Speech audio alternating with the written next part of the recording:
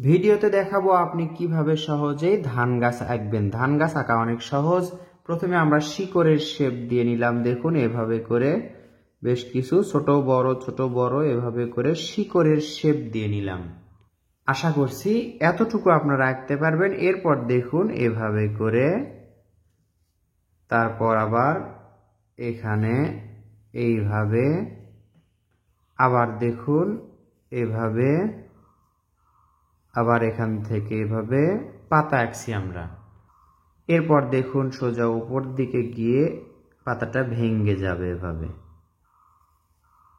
আবার এই পাশেও একই রকম করে উঠে উপর দিকে আবার ভেঙে যাবে।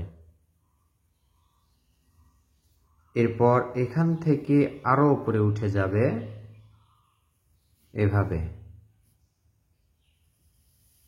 এই তো।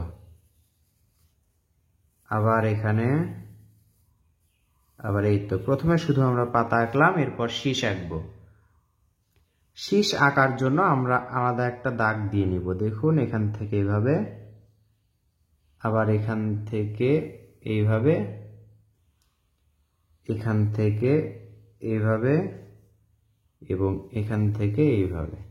এবার আমরা ধান আঁকবো। পেন্সিলের মাথাটা চিকন করে নিয়ে ধান আঁকলে ভালো হবে। এই তো, ধান আঁকা অনেক সহজ। এভাবে করলেই হবে।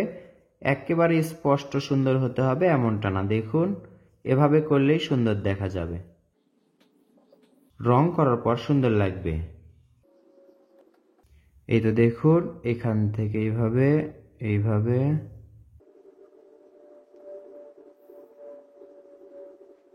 এভাবে করে আমরা বেশ কয়েকটি ধানের শীষ আঁকলাম। এই দাগটা স্পষ্ট করে দিলাম। চাইলে আপনি ইচ্ছামতো আরো বেশ কিছু ধানের শীষ আঁকতে পারেন অথবা এরকমই রাখতে পারেন। রং করার পর দেখতে সুন্দর লাগবে। পুরো ধান গাছে এভাবে পাতায় সবুজ বা হালকা সবুজ রং করে নেবেন। হালকা সবুজ রং করলে সবচেয়ে বেশি ভালো হবে। এবার সবগুলো ধানে এভাবে হলুদ রং করবেন। দেখুন একটা একটা করে করার প্রয়োজন নেই, এভাবে আমরা করছি, শুধু বোঝাচ্ছি এগুলো হলুদ রং। একেবারে একটা একটা করে করার কোনো প্রয়োজন নেই। সবগুলো ধানে আমরা হলুদ রং করলাম। এরপর দেখুন নিচে এটাতেও হলুদ রং করছি এবং হালকা সবুজ রং মিশে দিচ্ছি গোড়ার দিকে। দেখুন হয়ে গেল সুন্দর একটি ধান গাছ, ধান সহ ধান গাছ। কেমন লাগলো কমেন্ট করে জানিয়ে দিন। ভিডিওটি শেষ পর্যন্ত দেখার জন্য অসংখ্য ধন্যবাদ। আসসালামু আলাইকুম।